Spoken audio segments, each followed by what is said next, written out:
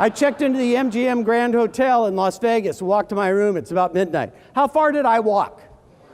I forgot where I was going. I mean, I was on walkabout, and I finally get to my room, sanctuary, and I go to put the key in the door, and I take it out, the light turns green, I turn the handle, and nothing happened. I go all the way back to the front desk, and the lady that checked me in said, "Mr. Gard, is there a problem?" And I said, "Yes, my card key won't work." And what she said astounded me.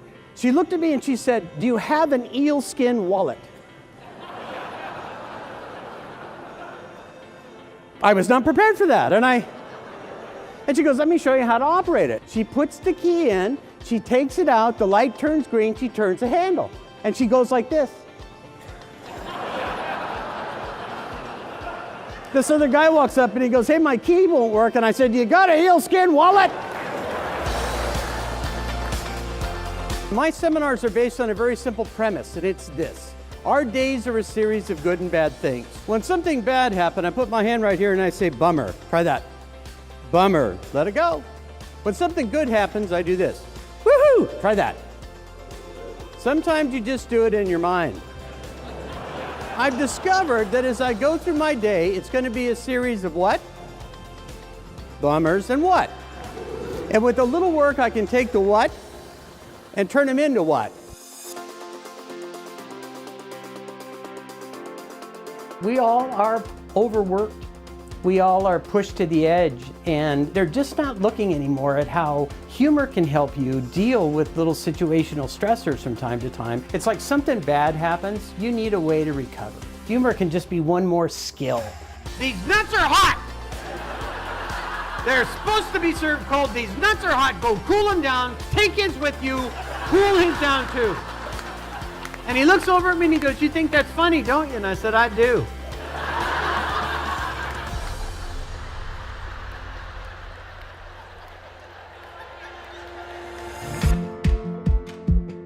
As I research each group, I try to find out what's stressing them and then try to come up with a couple things that make them laugh. A lot of folks call them props. I call them X-stressories. And it's all based on doing away with some situational stress and to try to get people to not worry about so many things so often. This is a cubicle crab. You can go across the top of the cubicle and are we being a little crabby today?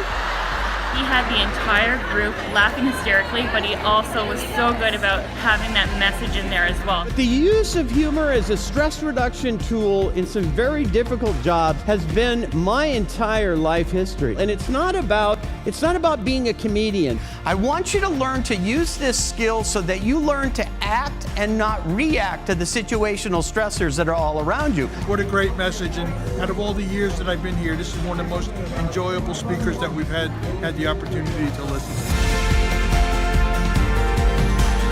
Humor is simply combining ideas that aren't normally associated with one another.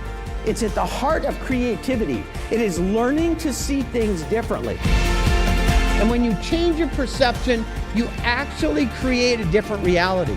Stress is not based on what happens to you. Stress is based on your perception of what happens to you. The opposite of depression isn't happiness. The opposite of depression is being resilient. Everybody that got up here has talked about how change is coming all around us. The only way to be able to deal with it is to be more resilient.